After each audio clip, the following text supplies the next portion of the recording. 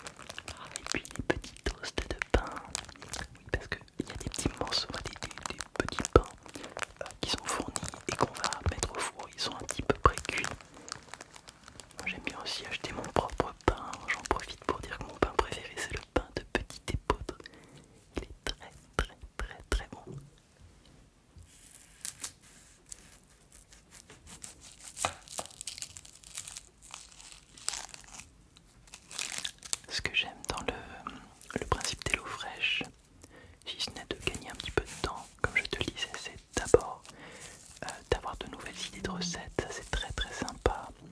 Et puis j'aime énormément aussi que tout soit clé en main, tu reçois ta box, tu as tes petits sachets en papier et dedans tous tes petits ingrédients. Donc ça ne veut pas dire qu'on ne va pas cuisiner, bien au contraire, on va découper des légumes. Moi j'aime particulièrement couper des légumes. Quand je rentre du travail, je mets un petit peu de musique. Bon là j'en mets pas parce que ASMR oblige. Et puis je coupe des légumes. J'adore ça. Donc voilà un joli oignon. L'oignon c'est un aromate universel hein, qui est consommé dans toutes les régions du monde. Il en existe plusieurs variétés dont certaines sont particulièrement riches en antioxydants. L'oignon fait partie de la grande famille des saliacées. Ça c'est plus fort que moi, j'aime bien citer la famille du légume ou du fruit ou de la plante que nous voyons à l'image. Donc on va couper bien sûr pour commencer cette recette tout ce qui est prêt à être découpé. On va même ciseler, moi j'aime bien dire ça, ciseler finement notre oignon. Alors tu le coupes à ta manière, hein, comme tu as envie. Moi, je te recommande de prendre un couteau en céramique. Comme tu le vois, je lutte un petit peu moins contre mon copain l'oignon. Et on le coupe, on le découpe finement. Voilà. Tu peux remarquer que ma planche à couper a déjà un peu vécu. Voilà, je trouve ça très satisfaisant. Je ne sais pas si cela te relaxe. Moi je sais que quand je cuisine, j'aime vraiment ça. T'as les fragrances, t'as le parfum qui vient. Alors parfois ça pique un peu les yeux. Tu peux porter une paire de lunettes de sécurité. Je te jure que ça marche pour pas avoir les yeux qui piquent et qui pleurent. Alors là je suis en train de me battre avec de l'ail. Puisqu'on va ciseler l'ail également. Alors bon,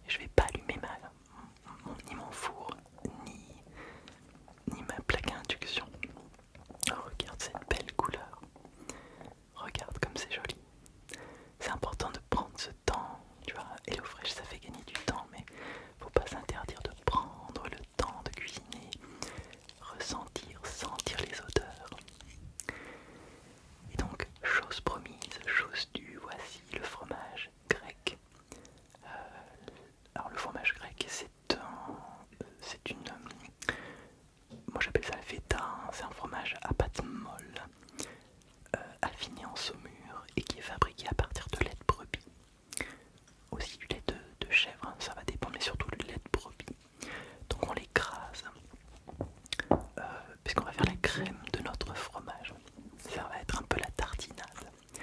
Donc il faut écraser le fromage à la grecque dans un petit bol, tu vois. Moi j'ai pris le petit bol de circonstance, hein. On ne commentera pas la couleur du bol.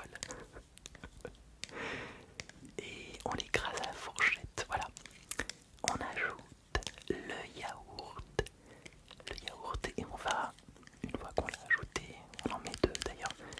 Je trouve que quand on entend quelqu'un qui racle comme ça au fond d'un pot de yaourt, je trouve ça très satisfaisant. Je dois t'avouer que ça me détend.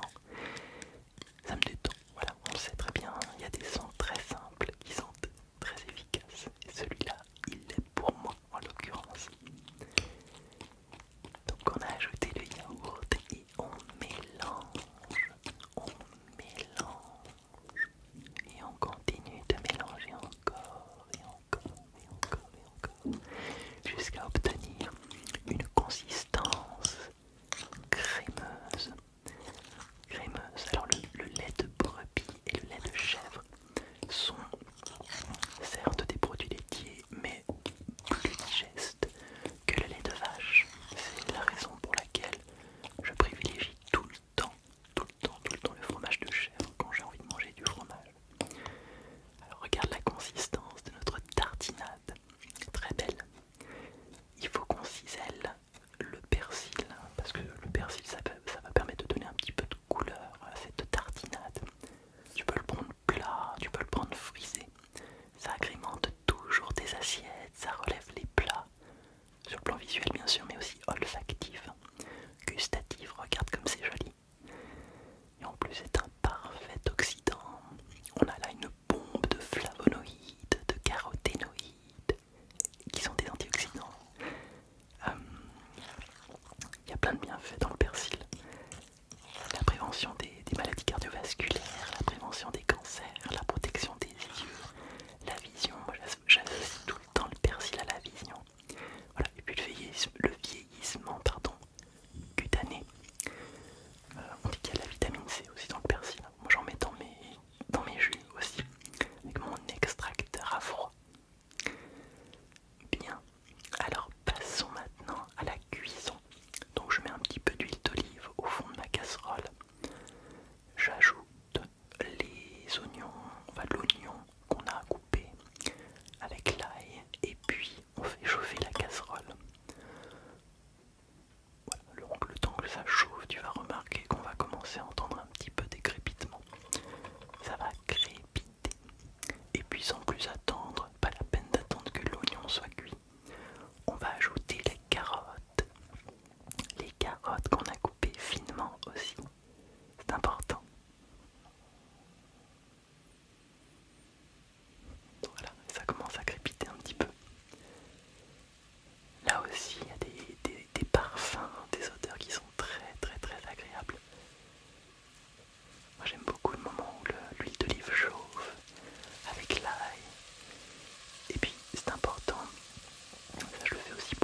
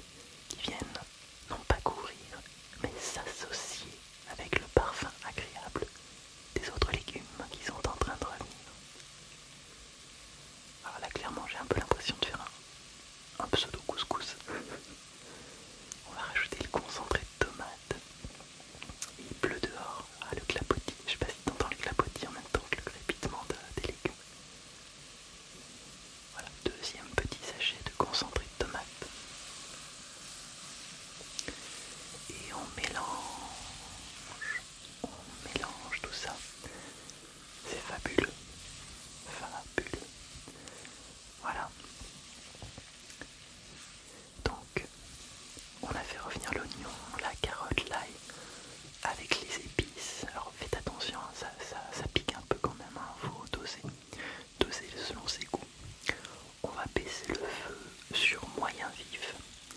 Et on va ajouter les lentilles corail. Les lentilles corail, ça c'est aussi quelque chose qui est fabuleux, hein, je te disais tout à l'heure. La lentille corail, elle appartient à la famille des Fabacées. C'est original, Fabacées. Très belle couleur qui s'associe divinement avec le bêta-carotène, avec tous les légumes comme ça, orange. Voilà, plus couramment appelée famille des légumineuses. Très important de manger des légumineuses. Elle doit son nom à sa couleur rose saumon qui lui offre un pouvoir très attractif.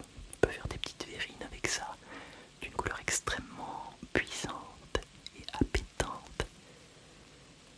La lentille corail, elle est consommée en soupe. Euh, Beaucoup de gens font des dalles, des AHL, des dalles en curry. C'est une légumineuse qui est bonne pour la santé et pour la planète, bien sûr. Bon, j'ajoute mes petites feuilles de laurier, important. Et puis je vais ajouter mon eau. Tu vois, on va mettre, ça va commencer à ressembler à une soupe. Alors lentille corail, je pourrais t'en parler pendant des heures. J'adore cette légumineuse. Elle est consommée depuis l'âge préhistorique. On retrouve les premières lentilles corail en Inde, en Asie mineure, en Chine aussi. Il y a quelques spécialités qui évoquent même que la lentille corail était la principale source d'alimentation des bâtisseurs des pyramides en Égypte. Bon, attention, je ne suis pas un expert. Et elle a été introduite en Europe par les Romains. Ah, les Romains. Voilà, et puis la lentille corail elle est essentiellement cultivée en Afrique du Nord et au Moyen-Orient. Regarde ce bouillon qui est en train de prendre une très très belle couleur. Ça mijote, alors on fait mijoter ça tranquillement. On prend son temps. Très très belle source de protéines, hein, la lentille, puisque là on fait un plat végétarien. Voilà, je trouve que c'est vraiment vraiment très très beau. Il y a aussi l'odeur du laurier qui est en train de s'adjoindre aux autres parfums. Voilà, on va ajouter donc ajouté le bouillon. C'est important de saler un petit peu, de poivrer aussi. Je vais mettre un petit peu de poivre dans la tartinade aussi, c'est important. Et puis on mélange de temps en temps, on fait attention qu'il y a bien de l'eau, qu'on a mis suffisamment d'eau. Parce que tu vas voir que le bouillon va réduire, hein, progressivement. Et tu vas laisser mijoter pendant 10 à 15 minutes. Alors on dit qu'il faut couvrir, moi je ne fais pas couvrir parce que je suis en totale admiration sur la beauté du bouillon qui prend sa texture, qui prend sa couleur. Voilà. Et les lentilles donc qui cuisent assez rapidement, c'est rapide, hein, 15 minutes pour des lentilles. Il faut que la lentille soit cuite, c'est important. Ne mange jamais une légumineuse mi-cuite, ça va faire très très mal au ventre. Et voilà que nous avons nos petits pains, nos jolis petits pains qui sont très très très moelleux. Alors c'est pas sec du tout parce que c'est dans un petit emballage en plastique. Donc je suis en train de les découper tranquillement, toujours avec le même couteau, hein, mon couteau en céramique, et je les dispose sur ma plaque de cuisson. J'ai préchauffé mon four à 200 degrés. Alors si tu as un four à chaleur tournante, ça sera plutôt du 180 degrés. Hein. Donc on place les petits pains coupés en deux sur la feuille de cuisson, sur le papier sulfurisé. Là encore, je trouve ça très satisfaisant de pouvoir faire une découpe comme ça, en plan un peu serré, j'avoue. Je me suis pas gêné pour que tu vois bien le détail. Et alors, ça, c'est une petite stratégie que je ne connaissais pas. On va mettre juste là, entre les petits pains, les amandes effilées. Alors non seulement, ça sent déjà très très bon là dans ma cuisine, non seulement c'est très smart, parce que même si on perd en vertu nutritive, hein, quand on fait griller une graine, on perd tous les acides gras qui sont crus. Mais en termes gustatifs, là on fait un voyage, un merveilleux voyage gustatif. Donc on dispose les petites amandes et on va les faire griller pendant que le pain va cuire. Là encore je maintiens, les petits pains c'est optionnel, c'est l'eau fraîche.